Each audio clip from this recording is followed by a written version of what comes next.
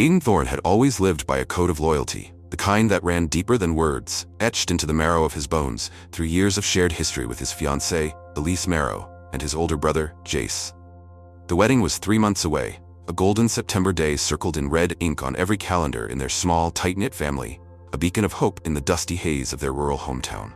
Elise had been his lighthouse, her soft laughter and warm hazel eyes guiding him through the grease-stained monotony of his mechanic job at the local garage, where he spent long hours under the hoods of pickup trucks and rusted sedans. Jace, with his easy grin and golden boy charm, had been his shadow since they were kids. The two of them, inseparable, sneaking beers from their dad's fridge or racing dirt bikes down the winding back roads until the sun dipped below the horizon. Together, they'd built a bond Aiden thought was unbreakable, a fortress of trust he'd leaned on through every storm life threw his way. But that illusion shattered on a humid July night, the air thick with the scent of rain that never came, when Aiden pushed open the door to his apartment and found his world turned inside out. He'd come home early from a late shift, hands still smudged with oil, the hum of the garage still buzzing in his ears. Expecting to find Elise curled up on the couch with one of her romance novels, or maybe dinner simmering on the stove, a quiet promise of the life they'd build together. Instead, he froze in the doorway, his breath catching like a jagged shard in his throat as his eyes landed on them. Elise and Jace, tangled together on the very couch he bought for their future home. A half-empty bottle of Merlot tipped over, its dark red stain pooling into the rug like a crime scene. The room spun, the walls closing in as Elise's wide, panicked eyes met his, her lips parting in a gasp that carried no sound, her hands clutching the throw blanket like it could shield her from the truth. Jace scrambled for his shirt, his broad shoulders hunching as he muttered, "Aiden, man, it just happened," his voice a weak, trembling thread that snapped under the weight of its own lie. But the real blow, the one that drove the air from Aiden's lungs and left him reeling, came next. Elise was pregnant, and the father wasn't him, it was Jace, his own brother, the one person he trusted with every secret, every dream. The betrayal wasn't just a cut, it was a jagged, rusted blade twisting through his chest, shredding the fabric of his life until nothing remained but rage and disbelief. He didn't scream, didn't swing a fist, though the urge burned hot in his veins, his knuckles whitening as he clenched them at his sides. Instead, he turned, grabbed his keys from the hook by the door, the metal biting into his palm like a lifeline, and walked out, the door slamming behind him with a finality that echoed through the empty hallway like a gunshot. That night, he drove with no destination, the headlights cutting through the darkness, blurring as tears he refused to claim streaked down his face, the hum of the engine a dull roar against the chaos in his mind. He replayed it over and over, Elise's trembling hands, Jace's guilty stammer, the wine stain spreading like a wound, each detail a fresh stab to his already bleeding heart. Hours later, he pulled into a dingy motel on the edge of town, the neon sign flickering vacancy in a sickly green glow, and crashed on a lumpy bed that smelled of stale smoke and regret. He sat there, staring at the peeling wallpaper, its faded floral pattern mocking the life he'd planned, until the truth sank in like a stone. His family, his future, everything he built with love and sweat was a lie. By morning, his phone buzzed relentlessly, texts from his parents lighting up the cracked screen. "Aiden, come home. We need to talk. They're sorry." His sister's voicemail followed, her voice soft and pleading. "It was a mistake, Aiden. We're still family." But the words felt like acid, scorching the raw, open wound of his heart, and he couldn't stomach the thought of their pity, their excuses. He typed back a single, venomous reply, "Fuck off," his fingers trembling as he hit send, then blocked every number, their voices silenced with a swipe. Within days, he'd made his decision. He quit his job at the garage, the clang of tools replaced by the quiet of his resolve, sold his beat-up truck for a wad of cash, and packed what little he cared to keep into a worn duffel bag, the rest left behind like debris from a shipwreck. 300 miles away, he landed in Greyhaven, a coastal town where the ocean crashed against jagged cliffs, its relentless roar a balm to the storm raging inside him.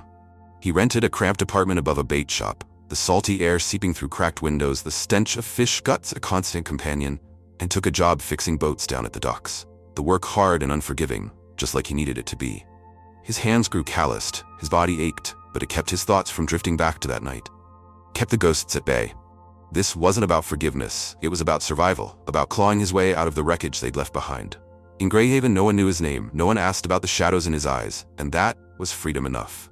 Aiden was done being the fool, done letting love or blood dictate his worth. And here, in this windswept nowhere, he'd rebuild, piece by jagged piece, even if the scars of that betrayal lingered like a phantom limb, a quiet fuel feeding the fire he couldn't yet name. This was his descent, a plunge into the abyss, but it wouldn't be his end, not if he could help it. Aiden Thorn had traded the suffocating weight of his hometown for the rugged isolation of Greyhaven, a coastal outpost where the wind howled like a banshee and the ocean gnawed at the cliffs with a hunger that never slept. It had been 2 months since he'd cut the cord to his past. 2 months since he'd last heard Elise's voice trembling with excuses or seen Jace's face outside the sweat-soaked nightmares that jolted him awake in the dead of night. His new life was a stark, unyielding contrast to the one he'd fled. A one-room apartment perched above a bait shop, the reek of fish guts and brine seeping through the floorboards, mingling with the damp chill that clung to the walls. Down at the docks, he'd taken a job repairing fishing boats, the kind of work that left his hands crusted with salt and rust, his shoulders aching from hours bent over engines in the biting wind.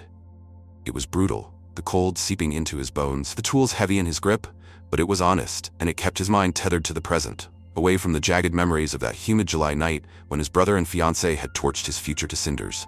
Greyhaven wasn't a haven of beauty, with its gray skies and weathered shacks, but it was a refuge, a place where no one knew the man he'd been or the pain he carried like a second skin. And that was all Aiden craved. The locals kept their distance, offering curt nods when he grabbed a beer at the Driftwood Tavern, its wooden walls scarred with decades of saltwater stories he had no interest in hearing. He liked the silence, the way it wrapped around him like a shield, muffling the echoes of Elise's gasps, Jace's stammered apologies, the life they'd stolen from him.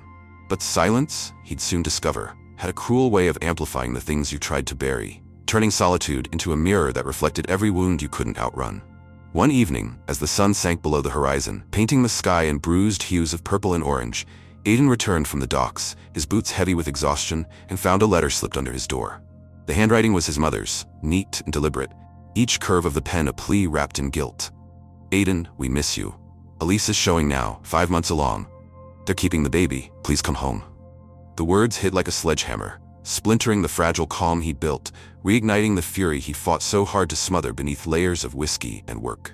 He crumpled the paper in his fist, the crackle of it loud in the quiet room, and tossed it into the rusted trash can by the sink, its edges curling like a dying thing.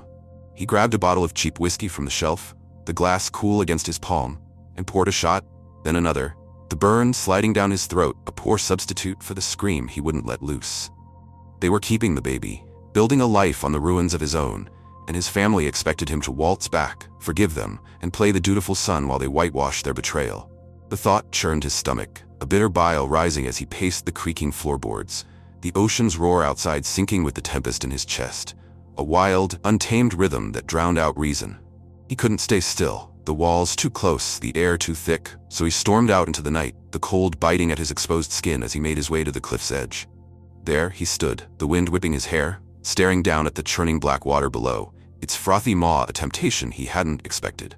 For a fleeting moment, he wondered what it'd feel like to let go, to let the waves swallow him whole and wash away the pain, the anger, the endless loop of that night. But the thought passed as quickly as it came, replaced by a stubborn spark he hadn't lost. He wasn't a quitter, never had been, not even when the people he loved most had gutted him without a backward glance. Back in his apartment, the whiskey bottle still open on the counter, he made a choice. He'd write back, not to mend bridges, but to burn them down for good. He grabbed a scrap of paper and a pen, his hand shaking as he scrawled in jagged ink, "You're dead to me, all of you. Don't contact me again."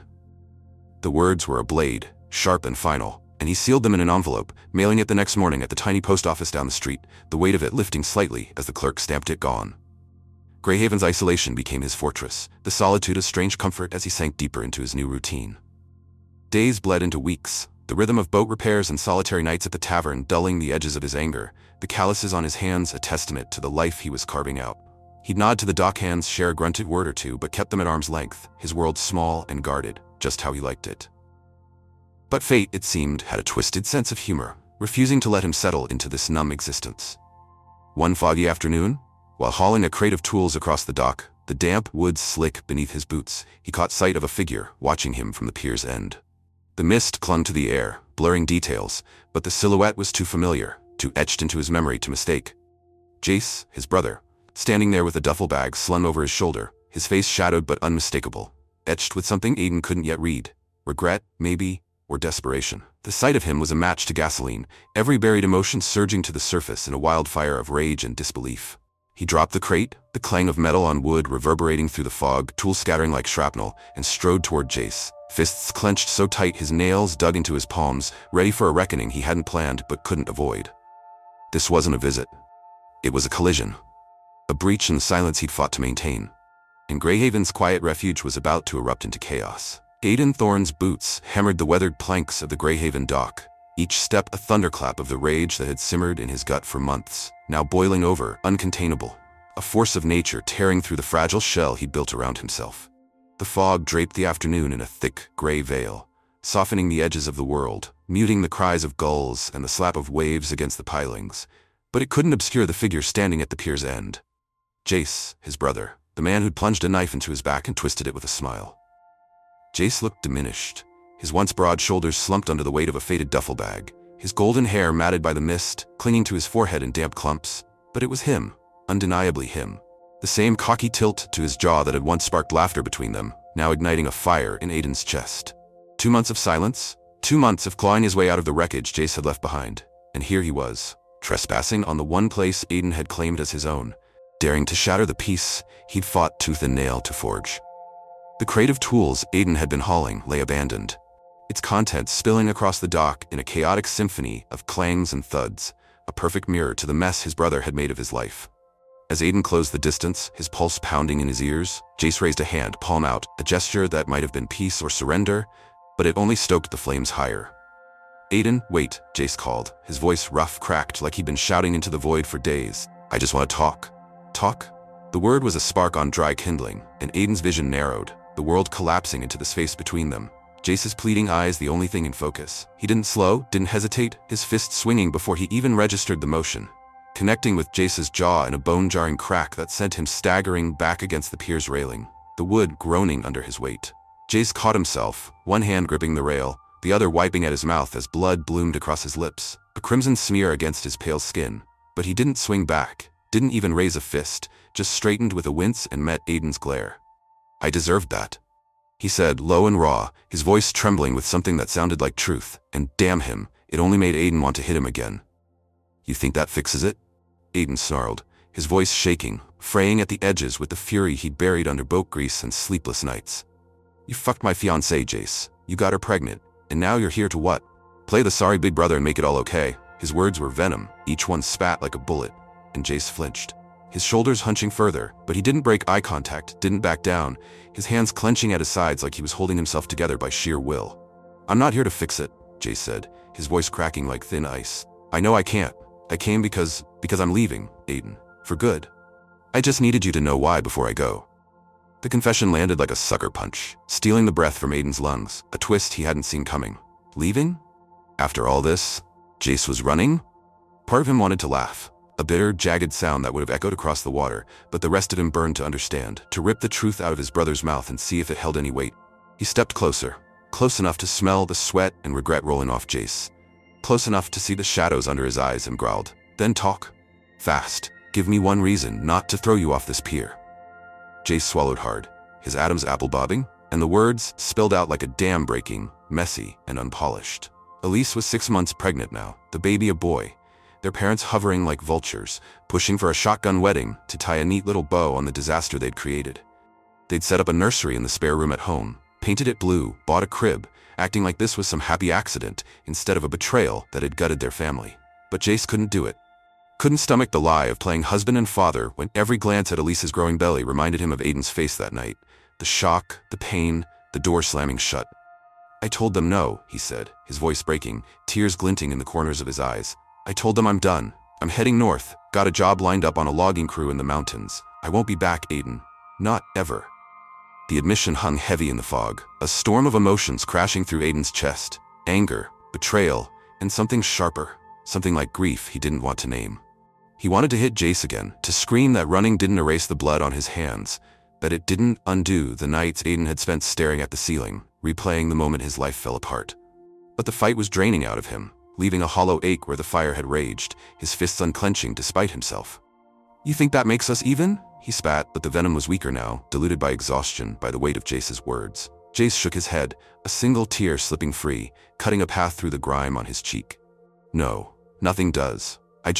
I had to see you before I went. You're still my brother, Aiden, even if you hate me. Even if I hate myself." The word brother was a dagger, a ghost of what they'd been, 2 boys against the world, and Aiden turned away. his boots scuffing the dock as he stared out at the churning sea, the waves a mirror to the chaos roiling inside him. He didn't owe Jace forgiveness, didn't owe him a damn thing after what he'd done, but this goodbye, this final severing, felt like a weight shifting, if not lifting entirely. "Go," he said finally, his voice cold as the wind whipping off the water, hard as the cliffs looming in the distance. "And don't ever come back. I mean it." Jace lingered a moment longer, his breath hitching like he wanted to say more, then nodded once, picked up his duffel bag, and turned away, his footsteps fading into the mist until he was gone, swallowed by the gray. Aiden stood there, the fog curling around him, his fists unclenched, his chest tight with something he couldn't name, and let the silence of Greyhaven settle back over him, heavier now, but his own. The clash had left him bruised, not in body but in soul, and as the waves crashed below, he knew this wasn't closure, not yet, but it was a step, a crack in the armor he'd worn too long. Aiden Thorn stood rooted to the Greyhaven pier long after Jace's shadow melted into the fog, the damp air seeping into his bones, a chill that matched the hollow ache spreading through his chest. The clash with his brother had been a tempest, a collision of fists and words that left him raw, exposed, the bruise on his soul pulsing with every crash of the waves against the cliffs below. Jace was gone now, not just from the dock, but from his life. A self-imposed banishment that should have tasted like triumph, but instead lingered like ash on his tongue, bitter and dry. 2 months of silence had forged Aiden into a man of steel, someone who could swing a punch without blinking, who could cut ties with a single icy go. But now, standing alone in the mist, the weight of it all pressed down like a millstone, heavy and unyielding. The ocean stretched out before him, vast and restless, its dark expanse a mirror to the emptiness he'd carved out in this windswept coastal town, a refuge that had kept him afloat but never truly healed him.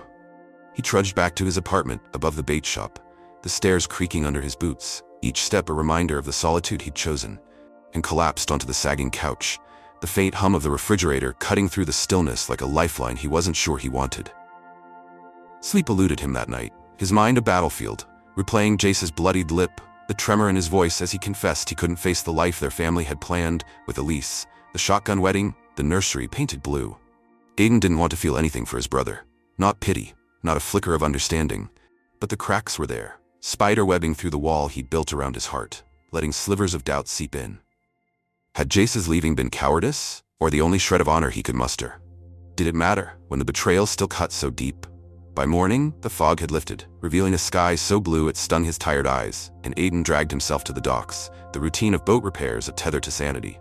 His hands moved on autopilot, tightening bolts, scraping rust from hulls, the salt air biting at his knuckles, but his thoughts were a maelstrom, swirling with questions he didn't want to face. The other dockhands noticed his silence, the way his jaw clenched tighter than usual, the shadows under his eyes darker than the oil stains on his shirt, but they didn't pry, didn't ask about the storm brewing behind his guarded stare. Greyhaven-bred men who understood the value of unspoken burdens, and Aiden was grateful for it. His world shrinking to the rhythm of work and the solitude he'd once craved, but now felt like a cage closing in. Days stretched into weeks, the monotony of fixing engines and downing whiskey at night, numbing the edges of his pain, dulling the sharp sting of Jace's visit. But the isolation he'd sought was turning on him, a double-edged sword that offered no escape. One evening, after a grueling shift that left his hands cramped and his back screaming, he wandered into the Driftwood Tavern, the dim light casting long shadows across the scarred wooden floor, the murmur of voices a reluctant pull he couldn't resist. He wasn't looking for company, just a distraction from the echoes in his head, but fate, as it often did, had other plans. At the bar sat Mara, a newcomer with storm-gray eyes that seemed to see through him, a faint scar tracing her left cheek, like a story she hadn't told. She nursed a beer with a quiet intensity Aiden recognized, a mirror to his own guarded soul. And when he slid onto the stool beside her, she didn't flinch, didn't fill the silence with useless chatter, just nodded like she understood the weight he carried without needing to ask. They drank in companionable quiet, the clink of glass on wood the only conversation, until she finally spoke, her voice low and rough like gravel underfoot. "You look like someone who's running from something big." Aiden snorted, the sound sharp in the stillness, a flicker of life he hadn't felt in weeks, and shot back. "Are we all?" She smirked, a glint of something alive in her gaze, and that was it, the spark of a connection he hadn't sought but couldn't turn away from. Over the next few weeks, Mara became a fixture in his nights, not a friend in the traditional sense, not someone who pried or pushed, but a presence, steady and unyielding, like the cliffs that framed Greyhaven.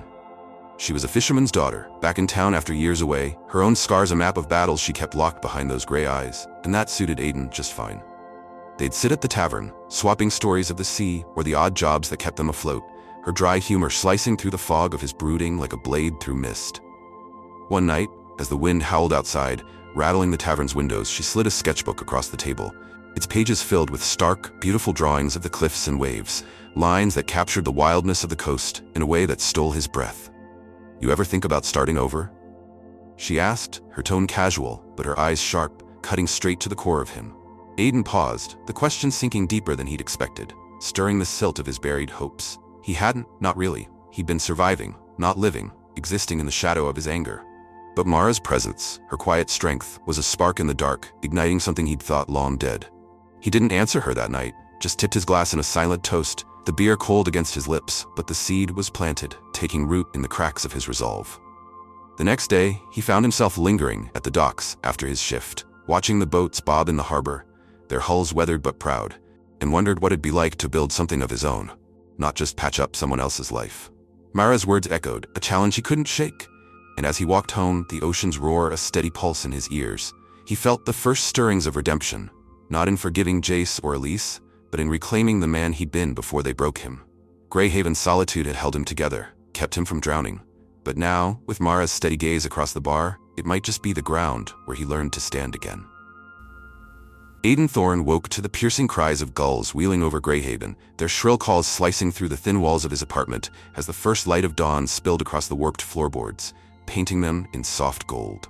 It had been 3 months since Jace's shadow vanished into the fog on the pier, 3 months since Mara's storm-gray eyes began to unravel the fortress of solitude he'd built around himself. Brick by bitter brick.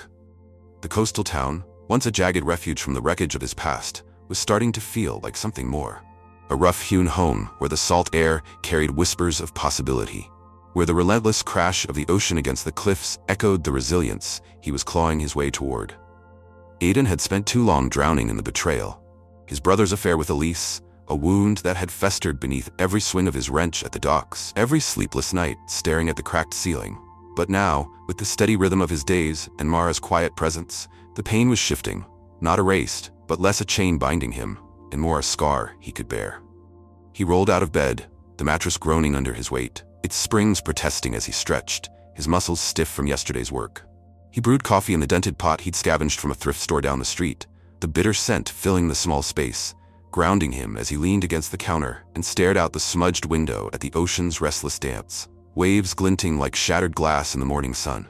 Work at the docks had become a lifeline, the grind of repairing boats a canvas for his thoughts, his hands steady as they tightened bolts and patched hulls, the salt and rust coating his skin like a second layer of armor. He'd earned a grudging respect from the crew, his skill with engines speaking louder than the silence he wore like a cloak, his nods and grunts enough to keep them at bay. But it was the nights at the Driftwood Tavern that marked the real shift, where Mara's sketches and sharp wit had begun to weave a thread of light through the darkness he'd carried too long.